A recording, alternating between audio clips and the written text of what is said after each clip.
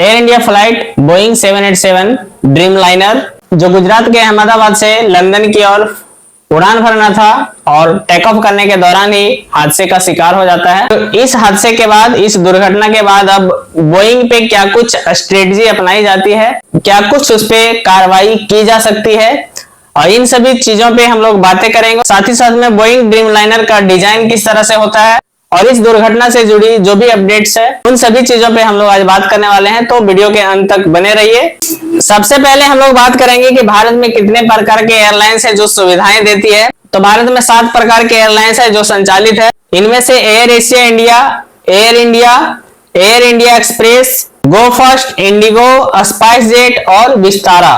तो इनमें से कुछ अंतरराष्ट्रीय सेवाएं प्रदान करती है और कुछ जो है वो डोमेस्टिक आने की घरेलू सेवाएं प्रदान करती है।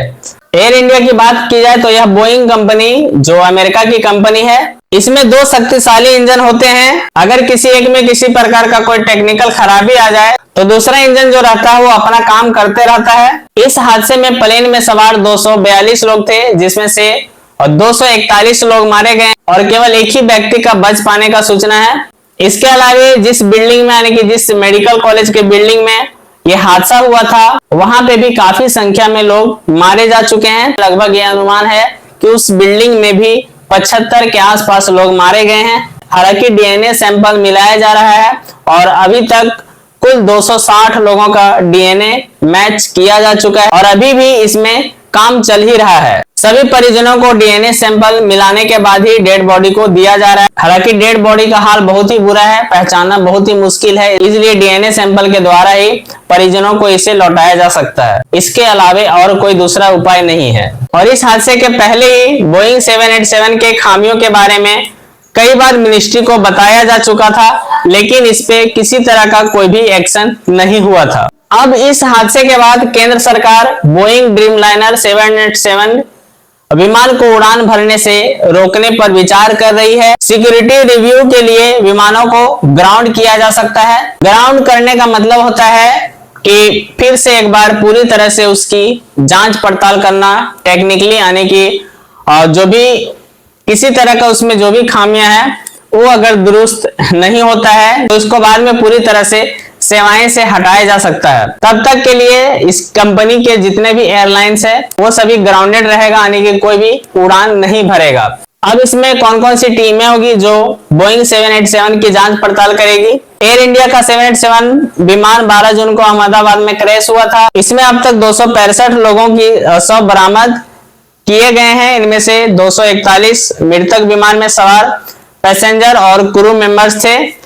5 मृतक उस मेडिकल हॉस्टल के हैं जहां पे प्लेन क्रैश हुआ था। हालांकि एग्जैक्ट डेटा क्या है उस मेडिकल हॉस्पिटल का वो अभी तक सामने नहीं आ पाया है। नागरिक उड्डयन मंत्रालय के पूर्व ज्वाइंट सेक्रेटरी सनत कौल ने न्यूज एआईएनएस से बातचीत में कहा कि डीजीसीए यानी कि directorate general of civil aviation ने एयर इंडिया को कई बार लेटर लिखा था जिसमें सिक्योरिटी गलत तरह से चेकिंग और अन्य खामियों से जुड़ी थी। इसी बात को मैंने पहले भी बताया था कि शायद कहीं ना कहीं इसमें सिक्योरिटी यानी कि जिस तरीके से चेकअप करना चाहिए उसकी खामियों के बारे में, कोई भी प्लेन जो होता है उसको उड़ान भरने से पहले ठीक तरीके से चेक किया जाना चाहिए, लेकिन शायद इसी में कहीं ना कहीं कमी रह गई होगी, इसके कारण ये दुर्घटना हुआ है। अब यह जब हादसा हो गया तो एयर इंडिया पर सवाल उठता है कि वे अपने विमानों को मेंटेनेंस कैसे करता है। बोइंग 787-8 ड्रीम लाइनर विमान की अगर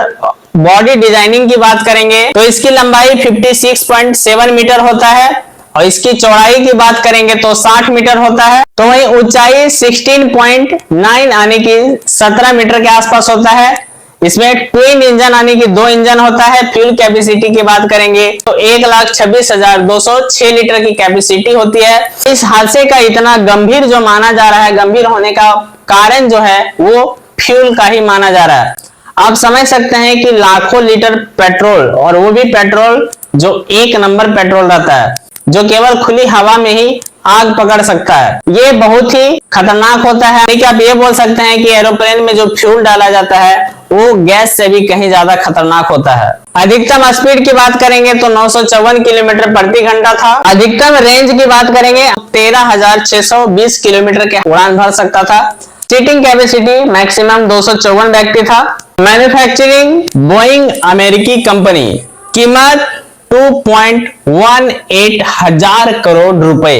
अब अगर विमान ग्राउंड किए गए फिर आगे क्या होगा?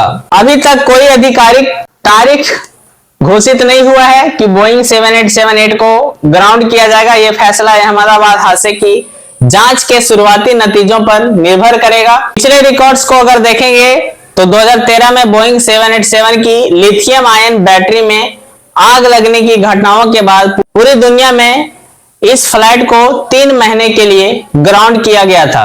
पूरी दुनिया में कहने का मतलब है कि एयर इंडिया को यानी कि बोइंग का कंपनी का जो प्लेन है, अगर आज एयर इंडिया यानी कि भारत की जो सरकार रहती है अगर उसको ग्राउंडेड कर देती है तो इस कंपनी का जितना भी फ्लाइट पूरी दुनिया में उड़ान भर रही है वो सबको ग्राउंड कर दिया जाएगा। हालांकि इसके बावजूद भी अगर कोई देश चलाने को तैयार होता है तो ये उस पर डिपेंड करता है। अगर इस बार भी कुछ ऐसा ही हुआ तो शायद 2 से 3 महीने तक ग्राउंडिंग हो सकती है, लेकिन ये इस बात पर डिपेंड करता है कि डीजीसीए यानी कि directorate general of civil aviation और AAIB aircraft accident investigation bureau की जांच में क्या निकलता है। अगर इंजन फेलियर या फ्यूजलॉज की खराबी जैसी गंभीर दिक्कतें पाई गई तो समय और भी बढ़ सकता है। ग्राउंड के बाद विमानों की चेकिंग कैसे होती है? तो विमानों की चेकिंग का काम डीजीसीए और एएआईबी के साथ बोइंग कंपनी और एयर इंडिया की टीमें मिलकर करेगी। पहला स्टेप इसमें आता है ब्लैक बॉक्स एनालिसिस। सबसे पहले फ्लाइट डाटा रिकॉर्डर और cockpit voice recorder black box की जांच करेगी। इसके बाद इंजन और फ्यूजलेज चेक। विशेषज्ञों का मानना है कि हादसे की वजह इंजन फेलियर या फ्यूजलेज की गलत असेंबली हो सकती है। बोइंग 787-8 के इंजन, फ्यूल सिस्टम और फ्यूजलेज जोड़ों की बारीकी जांच होगी। इसके बाद सेफ्टी ऑडिट। डीजीसीए और अमेरिका की फेडरल एविएशन एडमिनिस्ट्रेशन यानी कि एफएए मिलकर हर विमान की मेंटेनेंस हिस्ट्री, बैटरी सिस्टम और इलेक्ट्रिकल सिस्टम की जांच करेंगे। पहले 787 में बैटरी की दिक्कतें सामने आ चुकी है तो इन पर खास ध्यान होगा। इसके बाद टेस्ट फ्लाइट्स। अगर कोई खामी मिलती है तो बोइंग को उसे ठीक करना होगा। इसके बाद हर विमान की टेस्ट फ्लाइट होगी ताकि ये सुनिश्चित हो कि वो पूरी तरह से सुरक्षित है। इसके बाद आता है पायलट ट्रेनिंग रिव्यू। हादसे में पायलटों की सेटिंग जैसे फ्लैप्स और लैंडिंग गियर पर भी सवाल उठे हैं तो पायलट ट्रेनिंग प्रोसेस की जांच भी हो सकती है। इस चेकिंग में महीनों लग सकते हैं क्योंकि हर विमान को अलग अलग टेस्ट कराना होगा।